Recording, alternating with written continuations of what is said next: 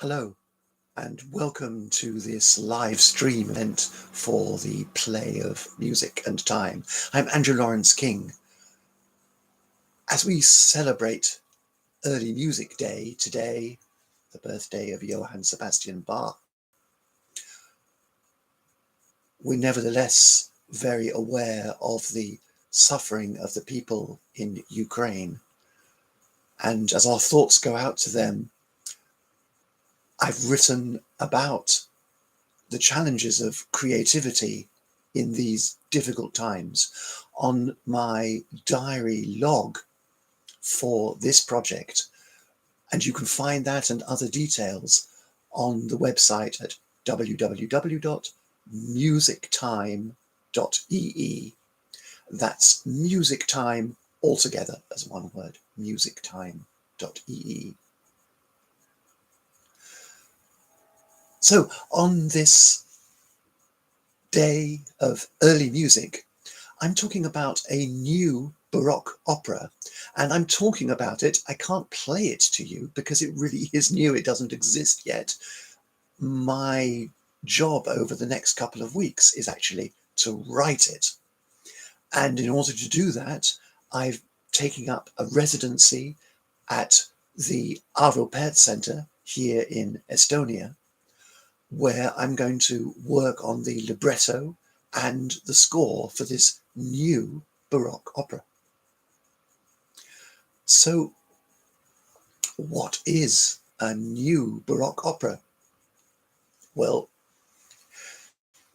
it's my phrase for a new composition, a new creation that is nevertheless being made within the framework, within the aesthetic parameters of early music, to take it in its broadest sense.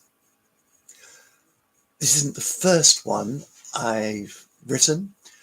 I wrote, going back much earlier, an impression of how the ancient Finnish Kalevala would perhaps sound, taking the ancient melodies we have and treating them as medieval music and exploring them within the rules of medieval poetry and performance. And that project gradually transformed itself into creating an opera for the forces of a modern opera company, so a modern orchestra, soloists, and a chorus. Nevertheless, an opera that takes a medieval look at that ancient epic. My second opera was perhaps more historical, and it was a remake of Monteverdi's lost masterpiece, Arianna.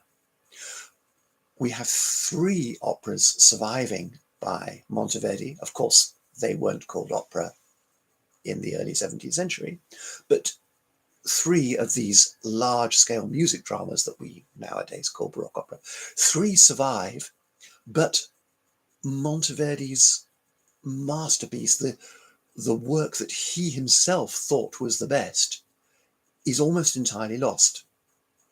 All that we have of his music is one scene, the famous Lamento of Arianna. But we do have the complete libretto by Rinuccini, and we have lots of historical materials, letters, reports from eyewitness accounts, people who were at the first performance, and putting all that together with all that we know about Monteverdi's way to set words in dramatic music. Putting all that together, I made not a reconstruction, that would be to go too far, but a remake, an attempt to approach Rinuccini's libretto using Claudio Monteverdi's voice and trying to understand how that early 17th century composer would have responded to the challenges of setting those words. And with the purpose of creating a dramatic setting for this jewel of theatrical music, the lamento, which we nowadays only see in concert form.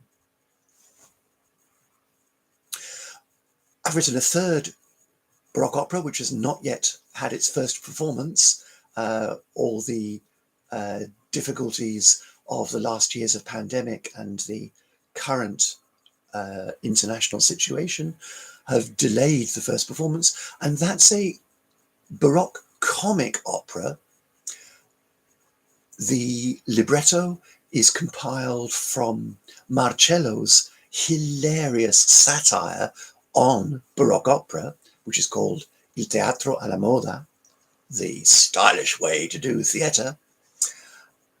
And just as Marcello instructs, all the music is stolen, chiefly from Vivaldi's compositions. Vivaldi was the main target of Marcello's satire, but there are little quotes from Marcello himself, from his brother, who's perhaps better known to us as a composer, and from other composers of the time.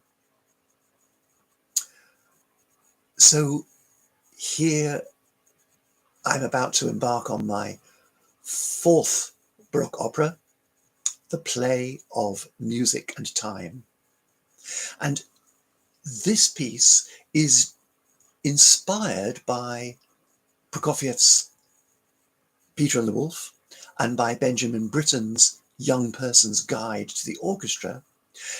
My piece is meant to be an introduction for young people to the whole world of Baroque opera.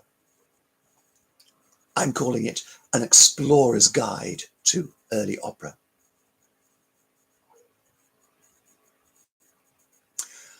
So we already have wonderful, real Baroque operas in very many slightly different genres, because we say nowadays Baroque opera, but there are big differences between, for example, Monteverdi's Orfeo and an opera by Handel or Vivaldi.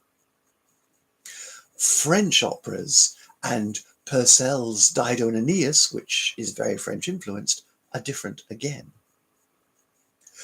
But we have so many genuine Baroque operas, why write new ones?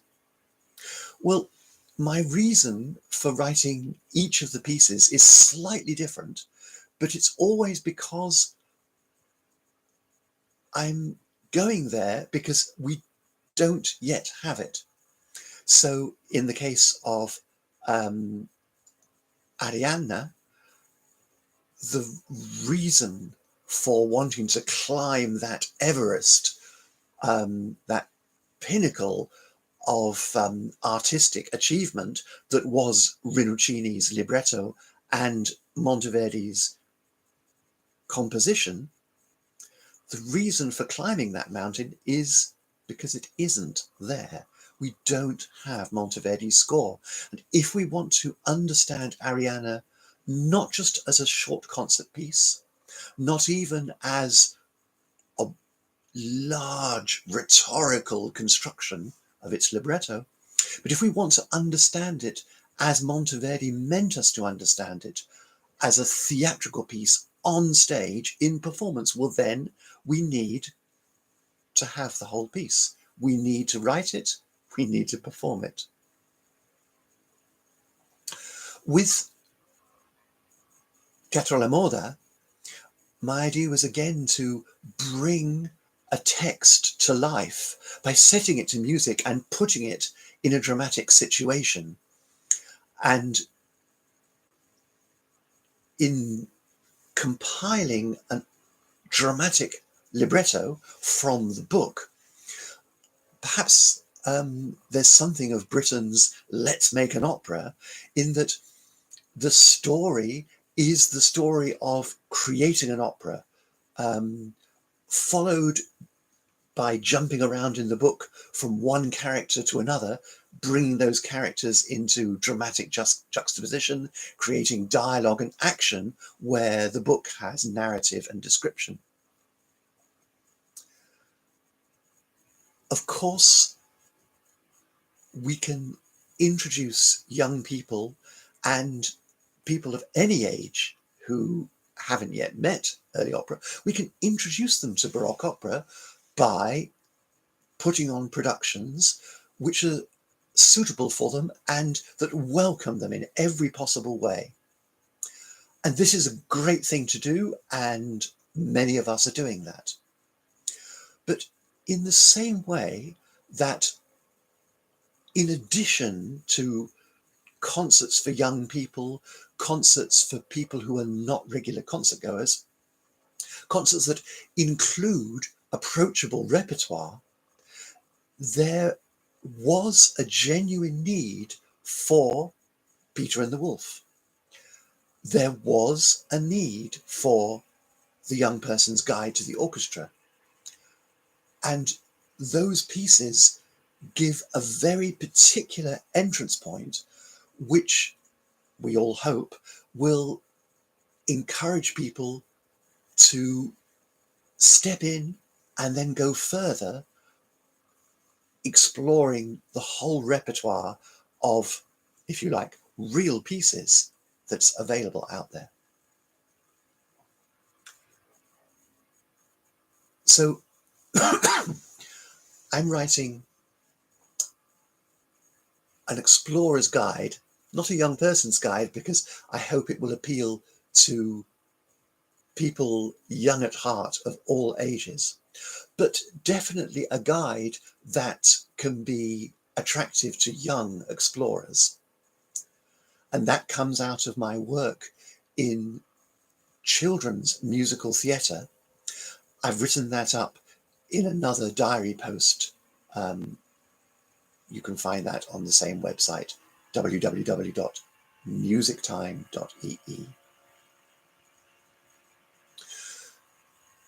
And I'm inspired by those two great compositions, wonderful introductions for young people, but also just wonderful creations in their own right. Prokofiev's Peter and the Wolf and Britten's Young Person's Guide. So Prokofiev's piece is a story in music, and early music fans will immediately click on that phrase, remembering that this is the designation for Monteverdi's Orfeo, favola in musica, a story in music. It's not a comedy, it's not a tragedy. There were all kinds of genres that it could have been labelled, but we see it really inspiringly given this simple, almost childlike, but inspiring subtitle, Favola in Musica, a story in music. So Prokofiev's story, most of you I expect will know it, has very strong characters, a wonderful storyline. It has moments of comedy, moments of tragedy, moments of danger and thrill, of course a wonderful happy ending, and a little twist in, dare I say, a twist in the duck's tail right at the end. Everything you want from a great story. Britten's piece, although it has a broadly similar purpose of introducing listeners to the instruments of the orchestra, Britten's piece is very different in that it doesn't have a story, but it has a very strong formal organization as a set of variations on a theme by Henry Purcell, that great English 17th century composer. And here again, we have a formal construction which early music fans will be familiar with, the idea of variations on a ground bass. The ground bass is a set of harmonies, a bass melody perhaps. Purcell himself often transformed the harmonies whilst keeping the melody, or played around with the bass melody itself while writing his variations. Britten similarly utterly transforms the original theme and ends up putting it all back together as a double fugue. Who else would ever think of welcoming young people into music with that most academic of constructions, a double fugue? But it's thrilling music. And I remember listening to both these pieces when I was a child. Peter and the Wolf was so scary that I couldn't listen to it unless there was somebody there to look after me.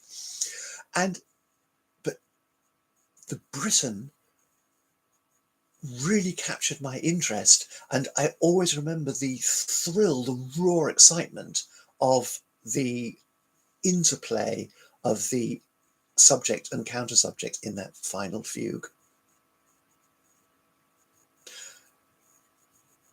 It's an awe-inspiring task to try to follow in the footsteps of those two great composers, just as it was to try to follow in the footsteps of Claudio Monteverdi.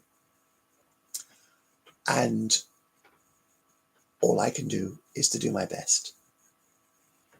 I've thought quite hard over several years now about how to do this best.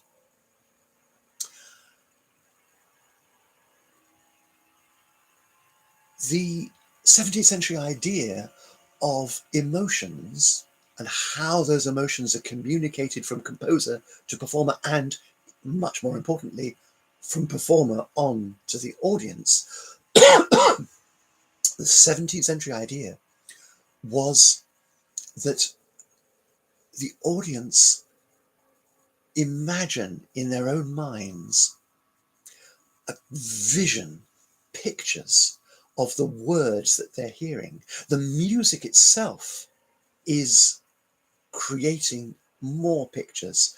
Those pictures are turning around in the minds of the performers, which creates their emotional response. And as they perform with historical gesture and with historical posture, their whole being, their face, their hands, their body position, also reflects the emotions of that text, of the composer's music.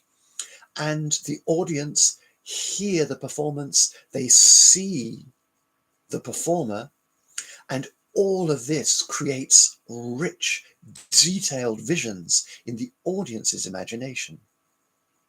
And it's these visions that give the emotional response. So I wanted to create a work like Peter and the Wolf, perhaps a little more than like The Guide, a work that is in that middle ground between a concert piece, perhaps a narration, and a piece of music theatre, a dramatic work. For practical reasons, I would like my piece to be suitable for concert performances, and I hope that it might be programmed alongside Peter and the Wolf or The Young Person's Guide. But in the spirit of the early 17th century, of the first operas, I share the idea that the most passionate performance, the most passionate communication of emotions to an audience is with the idea of representation, what Monteverdi calls the genere rappresentativo, where the singers are not just singing nice music, they're not even just telling a nice story, but they are representing characters. And Monteverdi did this in his great operas, but he also did it in smaller pieces of music theatre, very famously in the Combattimento, where the singers represent two fighters who are having a duel to the death, taking the audience deep into the emotions of conflict. So, in one way, I hope my work will pick up on this idea from the very first operas, this idea of genere rappresentativo, the idea that you can write and perform in the theatrical style, whether or not you're actually in a theatre. Another similar idea from the 18th century is Handel's Oratorios. Now, these were pieces that are concert pieces, most famously the Messiah. They were performed often during Lent, when it was not allowed to perform operas. So these are concert pieces, but very much in the form of an opera on a religious subject, but without acting, without costumes, without scenery. Nevertheless, the singers are both narrating and representing characters in the story that they're telling. So the soprano who sings about the angels who appear to the shepherds and say, "Be not afraid," that soprano is both narrating the story and saying the words of the angel. So I'm looking for a format that will work as a modern piece, both in concert, perhaps with some simple costumes and some use of positions, perhaps masks, and can also be fully produced as a theatrical work.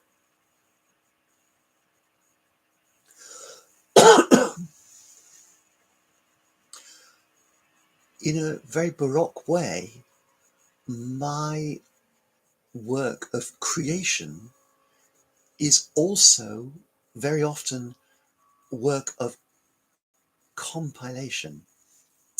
So just as Monteverdi's recitative is a notation of how a great actor would speak the lines in the spoken theatre in Italy in the early 17th century. And just as Handel borrowed freely from his own previous compositions and from compositions of other composers,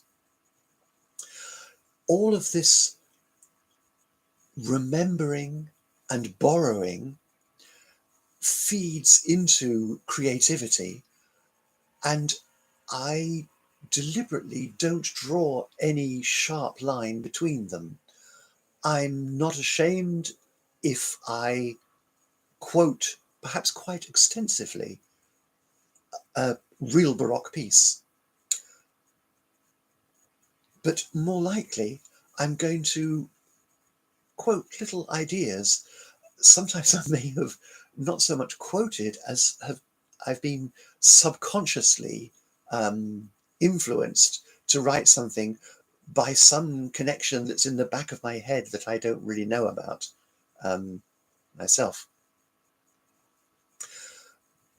The previous pieces that I've done have worked from pre-extant texts, the Kalevala, Rinuccini's Arianna, and the book of Il Teatro alla Moda.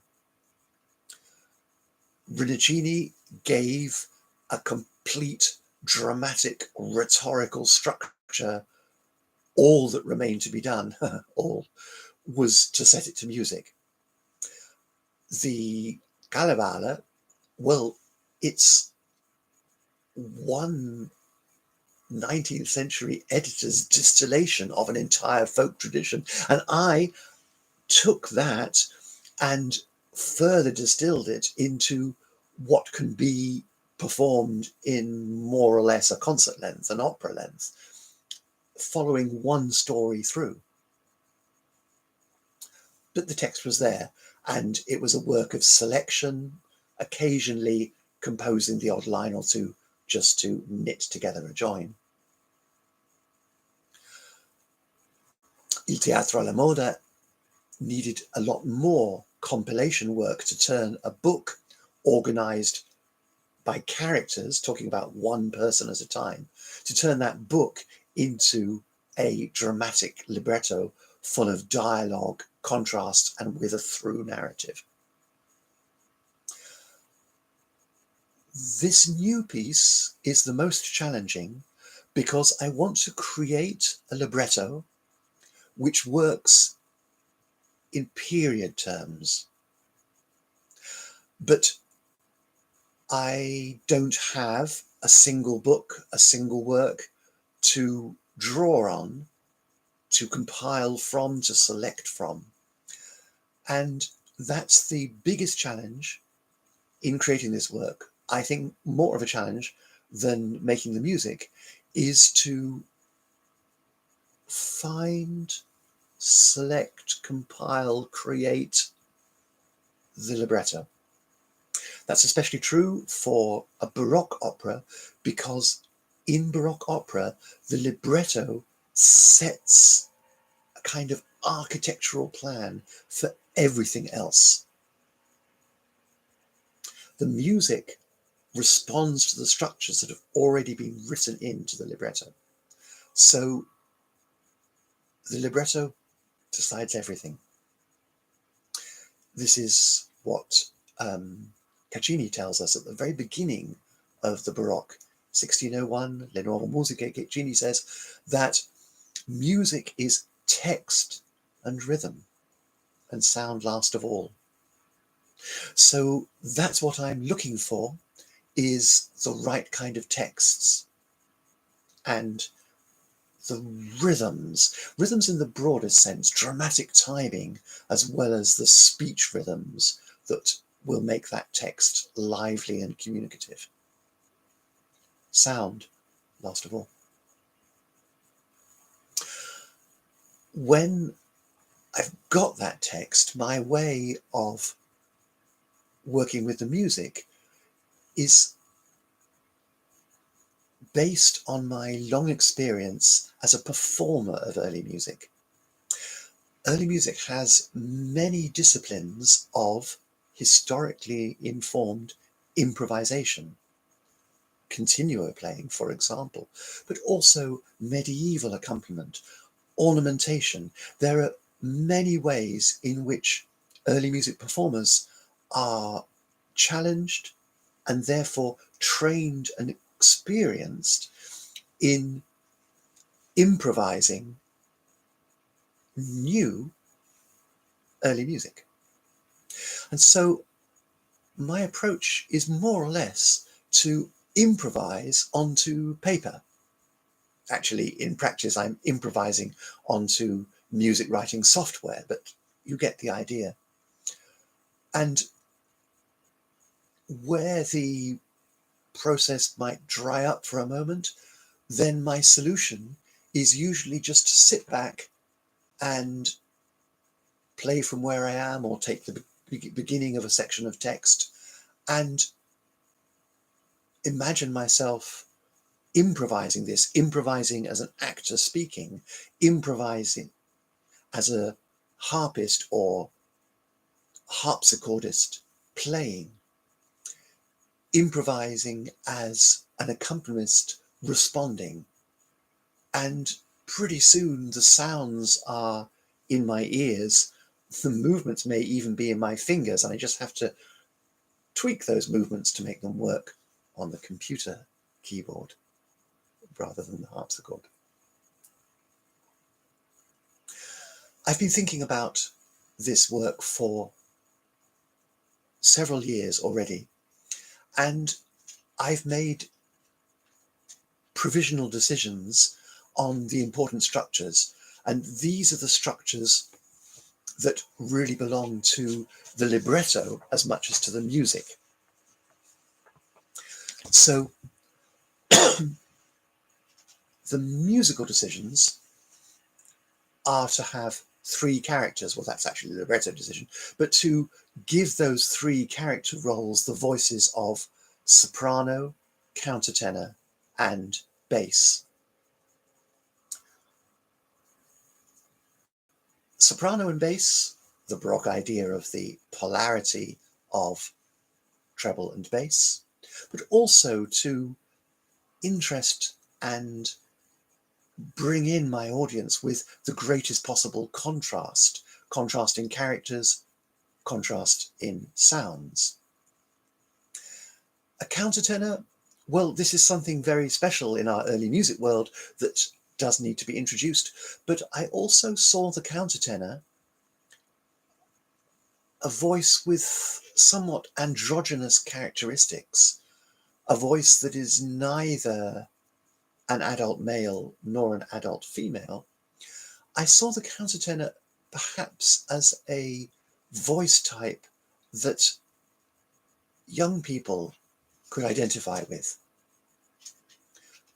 And so I've already stepped away from the earliest operas in avoiding the hero tenor, who is the usual subject, the usual protagonist in those works. Let's see how that provisional decision works out in practice. Everything may yet change. I toyed for a long time with the idea of a fourth character. That was going to be the tenor, and he was going to be perhaps the narrator, boring, or a singer. Oh no, not singers.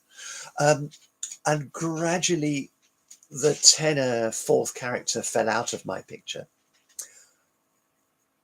and a new character emerged, partly thinking about Peter and the Wolf and those wonderful animal characters of Prokofiev's, and partly thinking about the fantastical mythological world of the first operas. So I realized that the one character that there is not in Peter and the Wolf is a dog. Peter's friends are a cat and a bird. He doesn't have a dog. There's the bad dog, Wolf. That's something else. So I started thinking about a dog, and that got me onto Cerbero, the mythical three-headed dog of the underworld. Now, the idea of earth, heaven, and an underworld, this is part of the whole framework of Baroque opera, and something that I want to introduce: mythology and this idea of interconnected worlds. This is something I wanted to introduce to the young or first-time audience for my work. So Cerbero, the three-headed dog, and then I realized that, okay, I've got three singing actors, so perhaps each of those actors could take on one of the heads of this dog, and this dog could have perhaps three personalities. The bad dog, the bass, that's a kind of wolf-like character.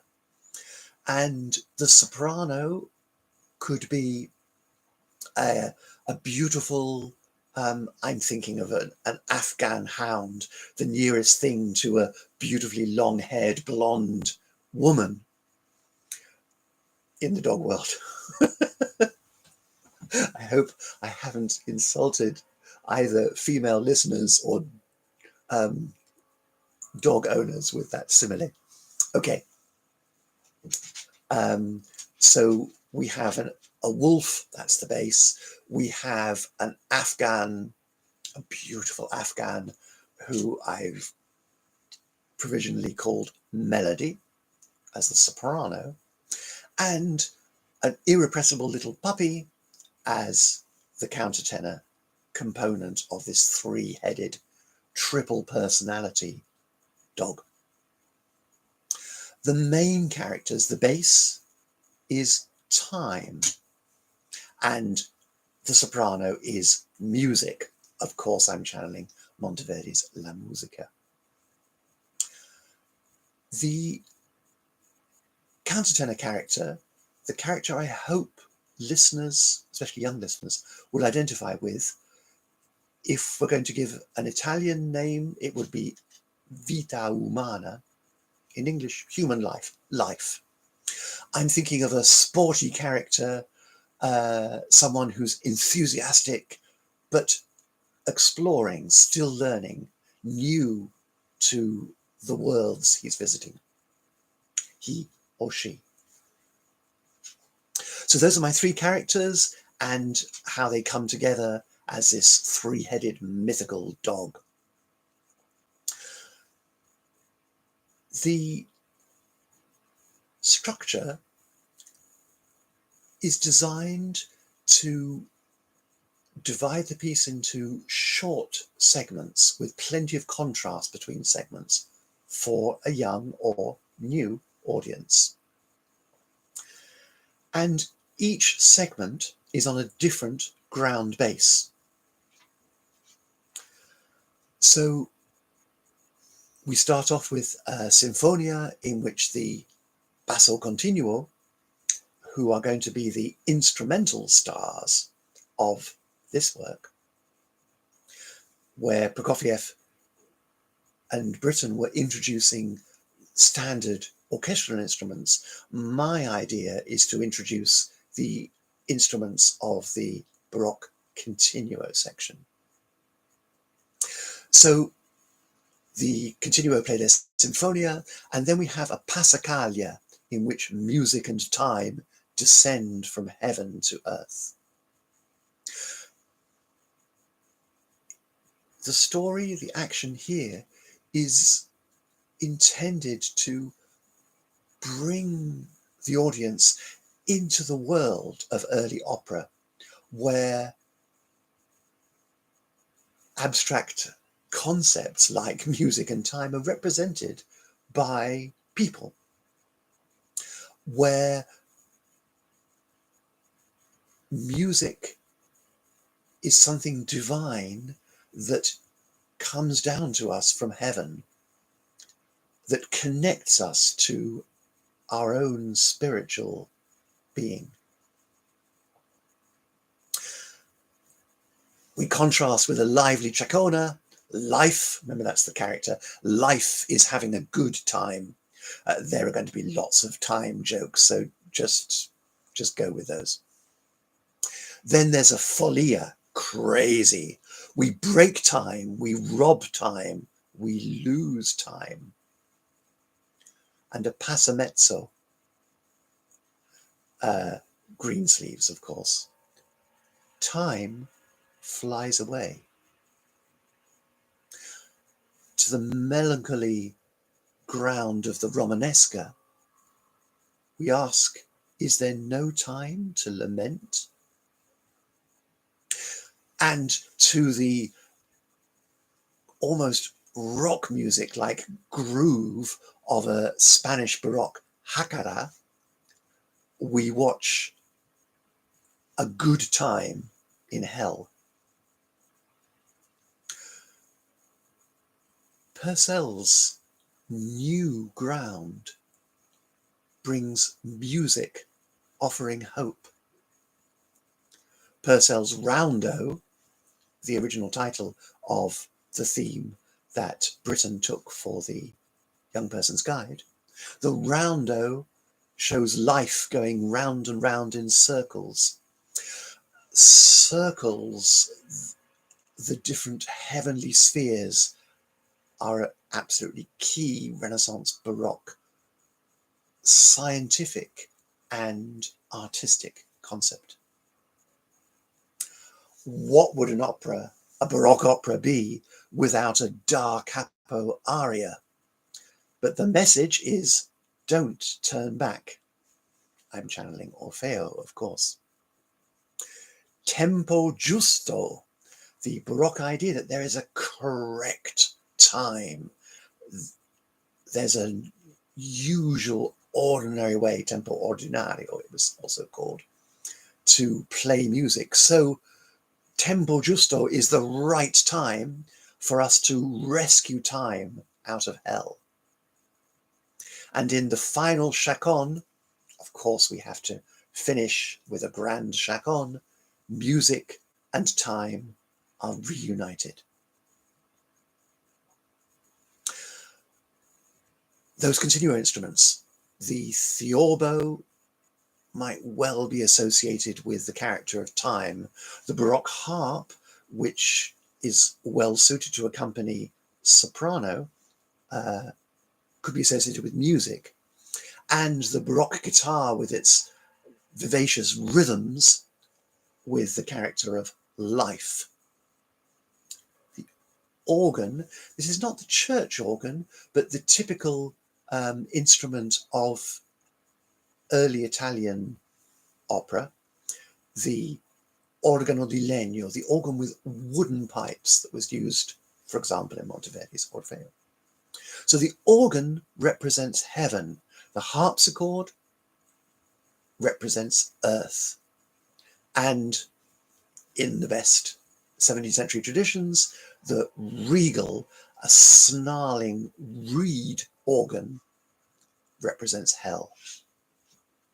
I'm intending to write the instrumental music in 5 parts, but without specifying particular instruments, so that the piece can be done by a smaller ensemble, but can also be expanded if the forces are available to have perhaps a string consort and a wind consort and a recorder consort, so on. I've thought a lot about what it is that makes Peter and the Wolf so great as a children's story. The connections between the music and the characters. I've thought about which elements of my work I should encourage: characters, drama, contrast, and which characteristics, which elements I should keep tight control of, not too much narration. One of the great cliches of theatre and film is show, don't tell. So I want to tell the story as simply and concisely as possible, very much as Prokofiev did with his story, and spend my emotional and musical energy on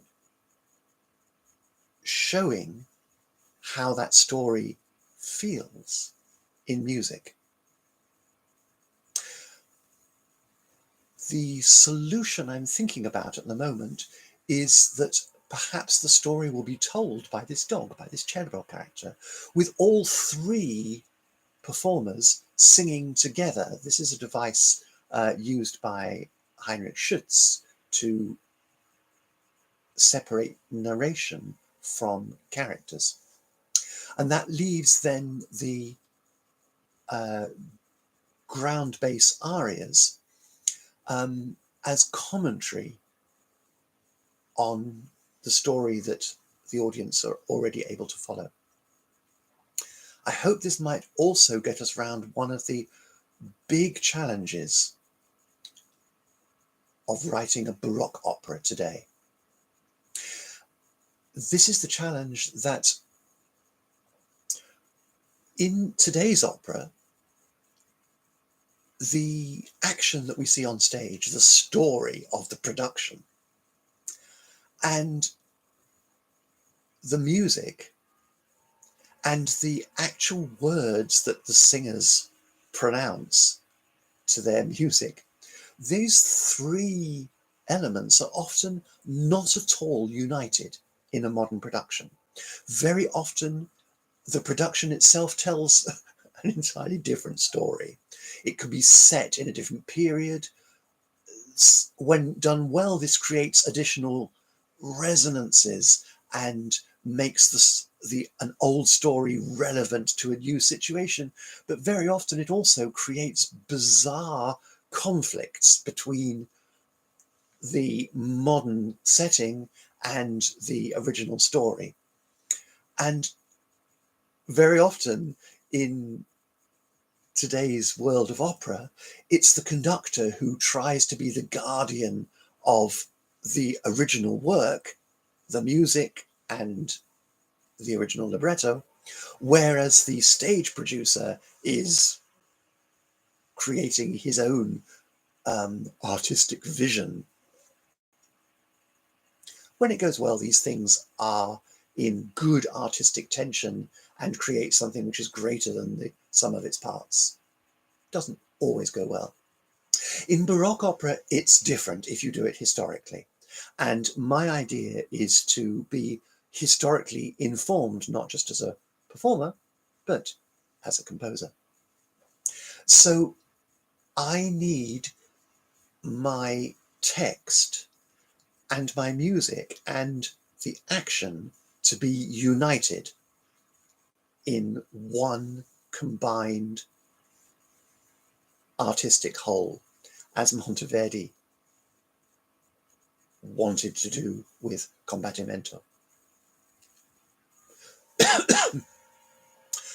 There are a number of challenges with this. The first is that audiences are not always used to listening to the words.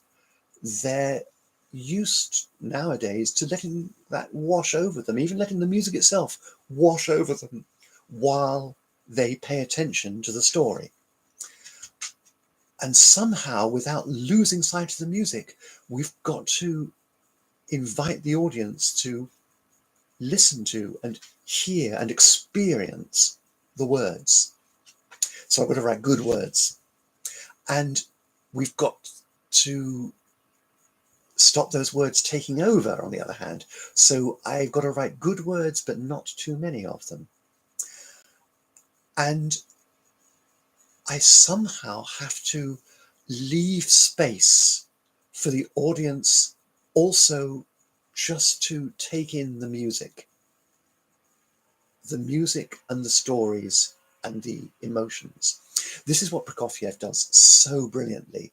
The narration is so concise, but it tells you all you need to know. And then the music, it's like colouring in a black and white line drawing. The music brings it all to fully 3D emotional life. I'm hoping that I can find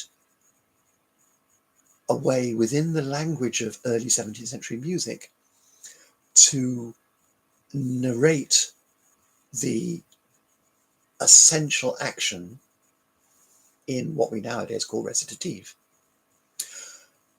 and to have very simple short texts for the arias, leaving the audience more free to listen to the music and absorb the emotions, not only in a text-driven way. I'm very keen to bring in 17th century philosophy and science, the world view that these artworks grew out of and are based upon. Of course, those texts could be deadly if they were unemotional or dry, but they're neither. They're inspiring. But they're not texts that communicate action. They're texts that allow you to reflect. So I'm thinking towards the idea of very short narration texts, which I at least create to start with, and then perhaps look for and find equivalents from historical sources. And then more dreamy, philosophizing, reflecting texts for the arias. As I say all this aloud, I realize that there's quite a lot here that's parallel to the structures of, say, Bach's Passions, with the evangelist who tells the story, with characters who pop up in that story to be represented in direct speech, and then with arias, which are moments for reflection on the story so far.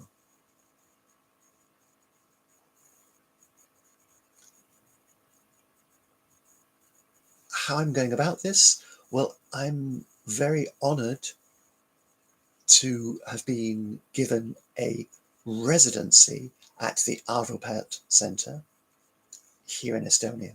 And so for the next 2 weeks, I will be sitting in a small room. I haven't seen the room, but my perhaps over-romantic imagination is of something rather like a medieval monk's cell. I just need a table, a chair, somewhere to write, somewhere to think. And my first job is to write, create, compile, find the libretto. If I can do that in these 2 weeks, I'll be happy to say job done. I hope I might even go a little further and get into the fun and, I think, easy part of setting this libretto as variations on ground basses. I've already chosen my favorite ground basses. I love improvising on ground basses. And yeah, that's the kind of carrot that is dangling in front of my nose as I settle down to do the hard work of creating the libretto. I'm going to continue with my video diary, each day just recording a few thoughts about whatever I'm grappling with that day. In these preparatory days, I've been thinking about quite big topics. I've introduced the Arvo Pärt Centre itself and Early Music Day. I thought about creativity in this time of war. I've been thinking about connections with Peter and the Wolf and The Young Person's Guide, with Natalia Satz, the remarkable woman who commissioned Peter and the Wolf, and with Benjamin Britten, who returned from America in the middle of World War II to face a tribunal to justify his belief in peace. These are deep topics, and from tomorrow onwards, I need to get into the nitty-gritty, just the daily work of creating, compiling, choosing, finding, whatever it will be as a libretto. So probably in the next days, the video diary will be less philosophical and more the day-to-day struggle. I don't know. Those pages in the diary are not yet written. I hope you'll join me and follow along with the story. And towards the end of my time at the centre, on Thursday the 31st, the last day of March, I'm going to present another live stream where I share with you whatever I've managed to do so far. I'm Andrew Lawrence King. Thank you very much for watching. Please wish me luck.